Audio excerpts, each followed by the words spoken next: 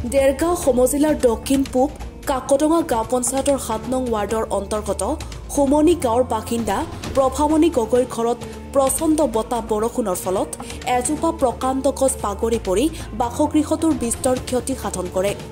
অৱশ্যে কোনো মানুহ আৰু অন্যান্য পোহনীয়া জীৱ-জন্তু হানি বিঘিনি নোহোৱাকৈ কথমপি ৰক্ষা পৰে। বৰ্তমান দুখীয়া পৰিয়ালটোৰ থাকিবলৈ ঠাই নোহোৱাত ওচৰৰ মেচিন ঘৰ এটাত থাকিব লগা হৈছে। স্থানীয় গাঁওবুঢ়া আহি বিধ্বস্ত ঘৰটোৰ ফটো তুলি আৱশ্যকীয় নথিপত্ৰ সংগ্ৰহ কৰি নিছে যদিও বাতৰি যুগটোৱা পৰলৈকে কোনো চৰকাৰী সাহায্য পোৱা নাই।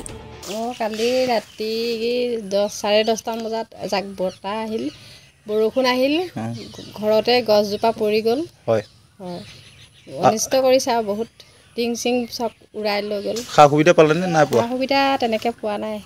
হয় নেকি? গাঁওবুঢ়া আহিছিলে নে? গাঁওবুঢ়া আহিছিলে, ফটো মাৰি নিছে? ফটো মাৰিছিলে। হয়, এতিয়া থকা সুবিধাবোৰ অসুবিধা হৈছে চাগে? থকা অসুবিধা আছে, এতিয়া এই মানে মেচিন ঘৰ এটা আছে, তাতে চব বস্তু ভৰাই থৈছোঁ। আৰু আপোনাৰ এড্ৰেছটো কওকচোন। মোৰ নামটো প্ৰভামণি গগৈ। হয় হয়, চুমনি গাঁও। আপোনাৰ ৱাৰ্ড কি নম্বৰ পৰে? আমাৰ ৭ নং ৱাৰ্ড পৰে। ৭ নং ৱাৰ্ড পৰে। দেৰগাঁৱৰ পৰা ভূপেন শইকীয়াৰ ৰিপৰ্ট, এনিফাৰ 24।